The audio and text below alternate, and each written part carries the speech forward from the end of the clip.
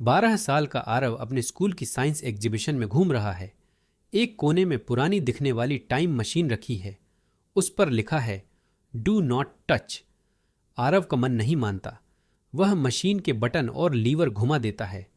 अचानक मशीन से तेज रोशनी निकलती है, भूचाल जैसी आवाज, तेज हवाएं, और आरव मशीन में खिंच जाता है। उसकी आंखें बंद हो जाती हैं। जब आंखें खुलती हैं तो वह रायगढ़ किले के बीच खड़ा है। सैनिक तलवारों के साथ तैयारी कर रहे हैं। अचानक शिवाजी महाराज आते हैं और कहते हैं, वीर सिपाहियों, दुश्मन करीब है। सैनिक आरव को देखकर हैरान हो जाते हैं। महाराज सोचते हैं कि यह शायद किसी सैनिक का बच्चा है। वे उसे छोटा काम देते हैं, दुश्मन की गतिविधि पर नजर रखना।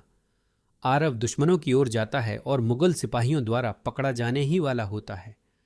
अपनी चालाकी से वह घोड़े के पीछे छिपकर बच निकलता आरव जब खबर वापस लेकर आता है तो शिवाजी महाराज उसकी हिम्मत देखकर मुस्कुराते हैं। छोटा होकर भी तू वीर है। याद रख, हर युद्ध में सबसे बड़ा हथियार हिम्मत होती है।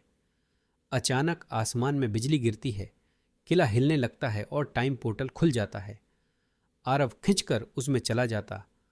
आरव अब खुद को एक विशाल महल में पाता है। यह हस्तिनापुर है। सामने पांडव खड़े हैं। भीम हाथ में गदा लिए हुए हैं। अर्जुन धनुष बाण साध रहे हैं। अर्जुन पूछते हैं, बालक, तू कौन है और यहां कैसे आया? आरव डरते हुए कहता है, मैं भविष्य से आया हूं। पांडव हंसते हैं, लेकिन उसकी आंखों में सच्चाई देखकर विश्वास कर लेते हैं। भीम उसे अपने साथ जंगल में ले जाते हैं, जहां एक राक्षस गांव वालों को सताता है। आरव पेड़ों की शाखाएं काटकर फंदा बनाता है। भीम गदा से वार करते हैं और राक्षस हार जाता है। युधिष्ठिर कहते हैं, और साहस और बुद्धि का संगम ही सच्ची ताकत है। भविष्य में इसे याद रखना। आरव उनके पैर छूता है। तभी पोर्टल फिर से खुल जाता है। अब आरव एक चमकदार भविष्य की दुनिया में पहुंचता है। आसमान में उड़ने वाली कारें हैं। चारों तरफ रोबोट काम कर रहे हैं। अचानक अलार्म बजता है। अलर्ट, रोबोट्स माल फंक्शन।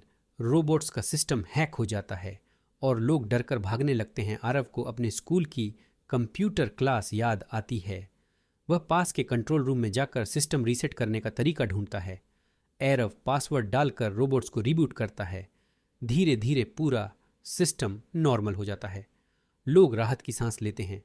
भविष्य के लोग कहते हैं, दे, इतना छोटा बच्चा होकर तूने हमें बचा लिया। तू सच में हीरो है। आरव मुस्कुराता है, लेकिन सोचता है, इतिहास और भविष्य ने मुझे बहुत कुछ सिखाया।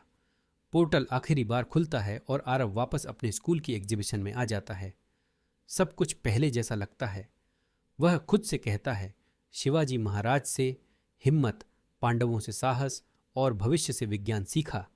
अब मुझे अपने वर्तमान को बेहतर बनाना है। जब आरव वापस साइंस एग्जीबिशन में आता है, वह पाता है कि उसकी कलाई पर अजीब सी चमकदार निशानी बनी है, जैसे किसी ने टाइम ट्रैवलर का चिन्ह दिया हो। उसके दोस्त कहते हैं, अरे तू कहाँ था? बस 2 मिनट के लिए तो गायब हुआ था। आरव हैरान रह जाता है। इतनी लंबी यात्रा और यहाँ सिर्फ 2 मिनट बीते। आरव स्कूल की लाइब्रेरी में पुराने इतिहास की किताबें पलटता है। उसमें उसे वही राक्षस वाली घटना और भविष्य के शहर की एक झलक मिलती है। उसे लगता है कि उसकी यात्रा सच थी, सपना नहीं। रात को सोते समय वह निशानी चमकने लगती है। खिड़की से बाहर आसमान में हल्का पोर्टल जैसा गोल घेरा दिखाई देता है। अचानक उस पोर्टल से एक भविष्य का रोबोट बाहर आता है। वह कहता है, आरव, तुम्हें फिर से हमारी मदद करनी होगी। टाइम लाइन असंतुलित हो गई है। आरव पहले डरता है, लेकिन फिर सोचता है, इतिहास और भविष्य दोनों ने मुझ पर भरोसा किया। अब पीछे नहीं हट सकता। वह रोबोट का हाथ पकड़कर पोर्टल में कूद जाता है।